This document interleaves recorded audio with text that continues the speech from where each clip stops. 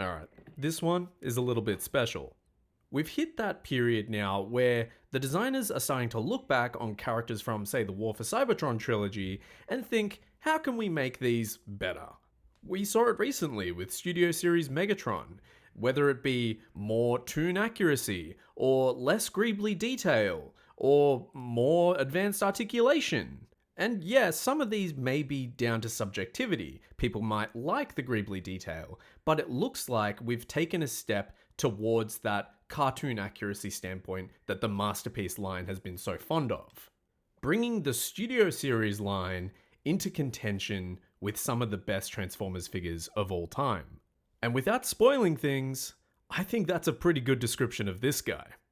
Welcome one and all to the display case. I'm Nate, and today we're looking at Transformers Studio Series, Transformers the Movie, Soundwave, Buzzsaw, Laserbeak, and Ravage. Starting out fresh at the front of the box, we get that awesome window into what the figures are looking like, and they are looking good, some Transformers branding, and all the naming. We also get the ever-present age guideline and a step counter showing us how long it will take to transform Soundwave into a cassette player. We also get some incredible key art of Soundwave, Laserbeak, Buzzsaw, and Ravage laying waste to Autobot City just like in the movie, which wraps around to the right side of the box. Rolling around to the back, we have some awesome renders of all the characters in all their glory, as well as a short description of what Soundwave does in the movie, and a screenshot of the scene where he sends his little minions to go and abuse Blaster and Perceptor. Then on the left side of the box, we have that same key art, cropped this time, with a little name tag so you can store the box, I guess, and have it on display. All of that with some nice Studio Series branding.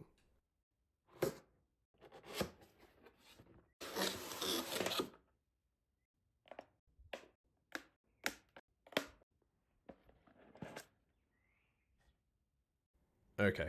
Yeah, guys, I'll be honest. This is the one. This is the Soundwave you want in your collection right now. I will admit, even I had my doubts when he first got announced. The proportions looked odd, the plastic looked weird, the stock renders even had pieces missing off the figure. But the moment I opened him up and I started handling him in person, every single doubt I had completely washed away. The plastic quality is excellent. Every single surface feels sturdy and solid. The proportions are just as good. He doesn't stand all stumpy like a lot of the War for Cybertron characters did. And it doesn't just stop with Soundwave. He comes with 2 new molds, with 2 copies of one mold, in Laserbeak, Buzzsaw, and Ravage. I think personally that these are vast improvements on the ones that have come previously, both in look and in transformation. But there are a couple of caveats there, which we will go through. Soundwave is now molded in a rich cartoon-accurate royal blue, with a blue-tinted chest window, light grey arms and legs, and metallic grey and red paint apps throughout. It is sadly a bit of a cruel comparison, but here he is next to the most recent Soundwave, the Legacy United one, which was based on the Netflix one, which was based on the Siege one. You can see just how far the gap is between these two from the color alone. The new one is a lot more vibrant. The previous one looks dull, lifeless even. You can also see the difference in the molding changes and the design principles of the new one versus the old one. The old one had a lot of those greebly designs. It retained those Siege forearms, which were heavy on the detail. We've now got more cartoon-accurate paint apps, with the chest symbol now losing its white background and becoming just purple on nothing. With more paint apps on the shoulder cannon and the eyes, I'm falling in love with this thing more every second. Not to mention the height difference. The old one was very wide, very stubby. The new one stands a significant amount taller. And honestly, I think my decision's made. This is the new quintessential Soundwave in my collection. So let's take a hot second from gushing about Soundwave and how good he is, and focus on the 3 little cassette bots that he comes with as well: Ravage, Laserbeak, and Buzzsaw. I'm saying that a lot this review. They're all brand new molds. Ravage has this dark grey and black colour scheme with silver paint apps and the missiles tabbing on as an extra piece on the back. Laserbeak also has those tab-on vent gun jet things, as well as silver paint apps on the wings, yellow eyes, and a fully painted chest. And Buzzsaw is essentially Laserbeak, just painted yellow in the chest. They are both unfortunately missing the red and yellow paint apps on their wings. It is just silver with the Decepticon logo. You can see how far we've come comparing the new molds to the most recent ones in Legacy. That whole vent gun thing on top is now a separate piece and looks much more full. That goes for the sculpts in general as well. They're a lot more thick than they were before, with Ravage in particular having fully fleshed out limbs instead of little sticks coming out of big blocks like before. I love it. But unfortunately we have lost some detail and some paint apps, as you can see here. We've gone for that more toony aesthetic, which is par for the course with the modern figures. You can also see how much bigger the new ones are compared to the old, especially in width. I think that's because we have a lot more fold out parts in these new ones than the old ones. The old ones really relied on that cassette shape, folding out everything from there.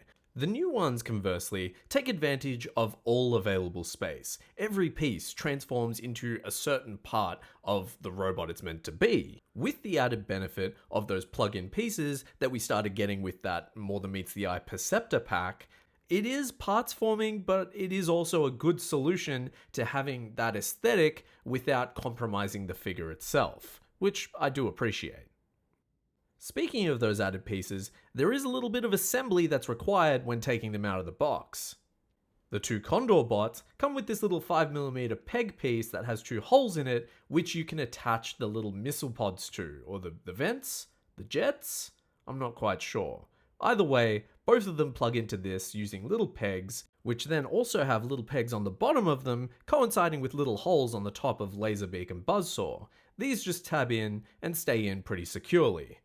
Ravage has this tail piece, with an articulated tail, mind you, and two little missiles that plug into the side of it the same way the vent missile jet things do for Buzzsaw and Laserbeak. That whole assembly then tabs into a little tab hole at the back of Ravage for a really secure connection. All three of these backpacks are also blast effect compatible. Using these little nubs on the back, you can attach either one or both to a 3.5mm port blast effect that we've been getting over the last few years. They fit on securely and look great for posing. Overall, these are excellent cassette bots, but like in the name, it implies only half of this conversation. The other half is their transformations and integration with Soundwave, which is, in all honesty, super easy and very intuitive.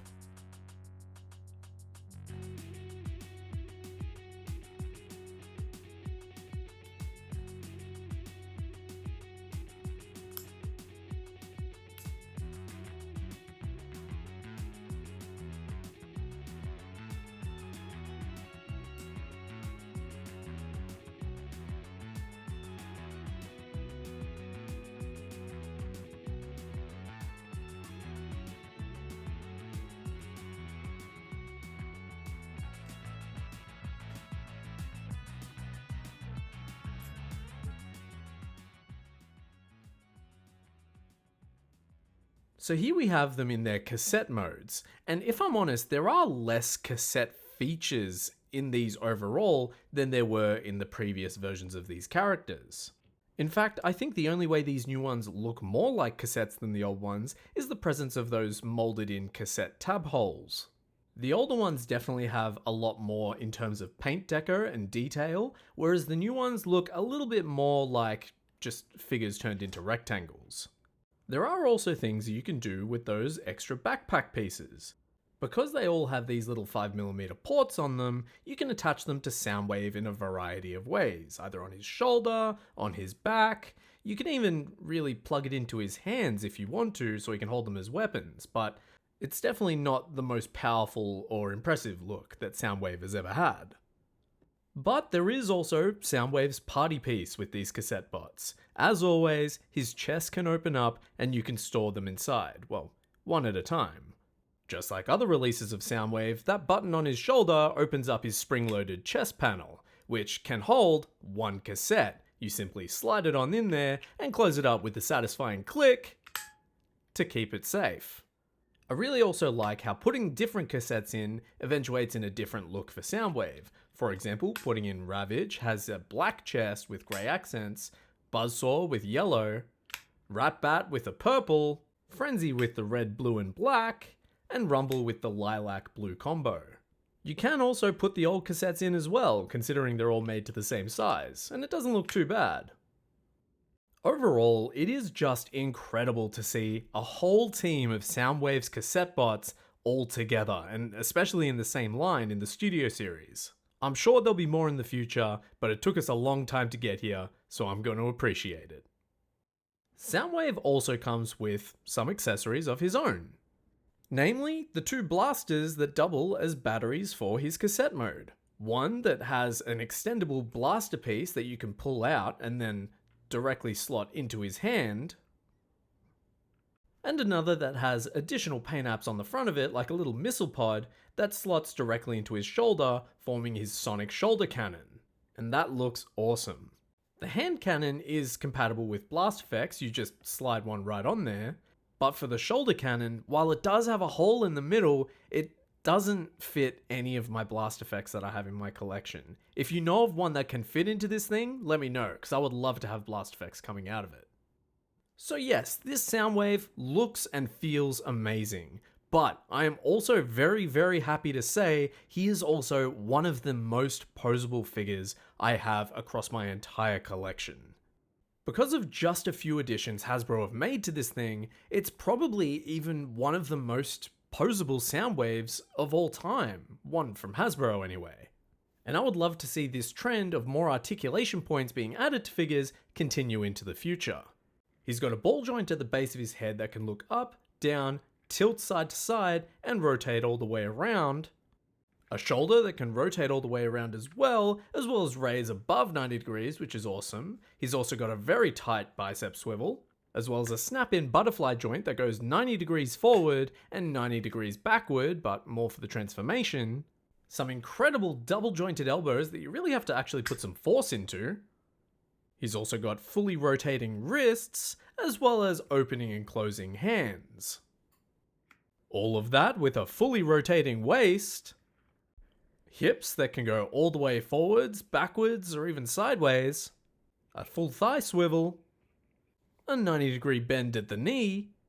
And feet that can rotate all the way around, tilt 90 degrees inwards, and move 90 degrees forwards. Look, with just the addition of the butterfly joints, the rotating feet, and the feet that can go forwards like that, we end up with one of the most posable Transformers of modern memory.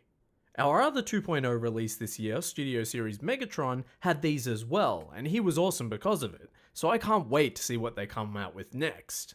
Soundwave is so iconic not only because of his modular voice and sonic attitude, but also for the fact that he turns into a cassette player, which is one of the coolest alt modes in all of Transformers media.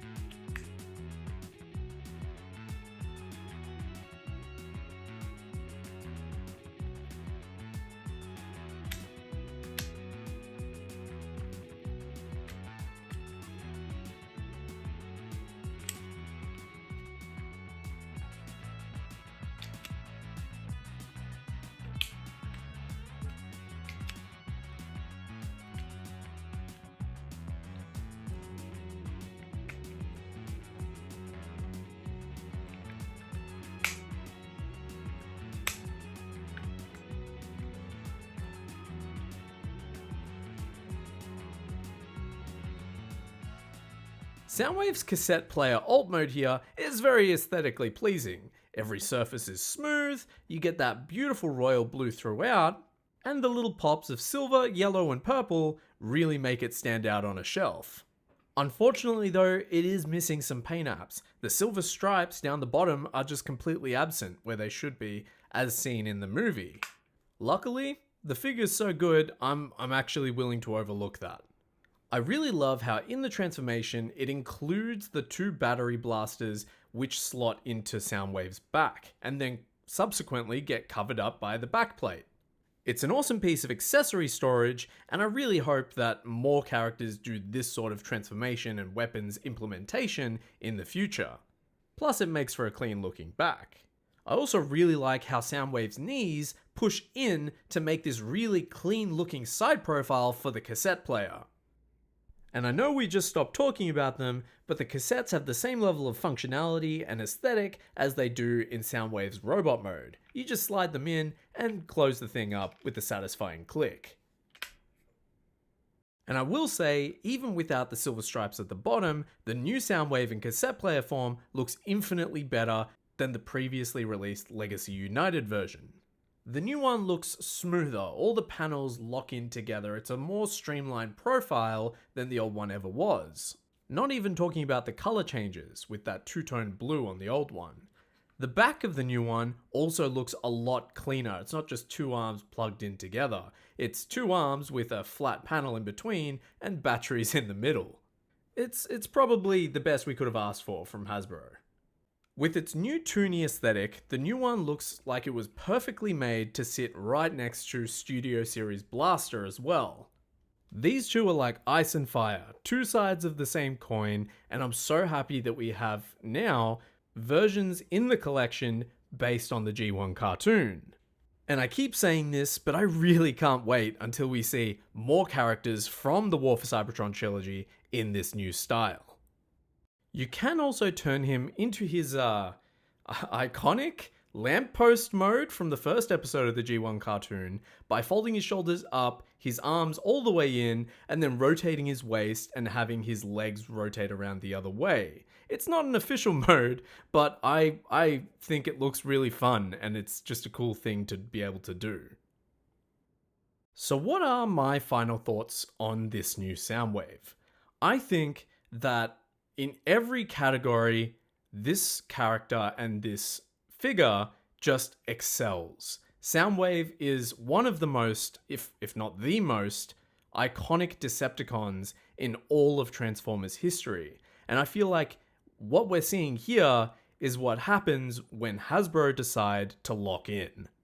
And yeah, no figure's perfect. The missing paint on Laserbeak and Buzzsaw and the missing paint on his cassette player mode annoy me a little bit. But I think overall, the articulation, the proportions, the plastic quality especially, make this guy one of the best Soundwaves that has ever been made, if not the best. I cannot recommend this figure enough. If you have the chance to buy it, go out and buy it, because I'm almost certain it's going to sell out almost immediately. He's that good. And when all is said and done, I think I can combine all of my thoughts here into two very simple words, because this figure is one of the best Transformers figures I've ever owned. And those words are Soundwave Superior. Thank you so much for watching my video. I hope you enjoyed watching it just as much as I enjoyed making it. If you like my content, feel free to check out my channel where I've got other videos just like this one. Feel free to leave a like, subscribe, or even a comment with your own thoughts on this brand new Soundwave set. I look forward to reading them. Thank you again, and we'll catch up soon.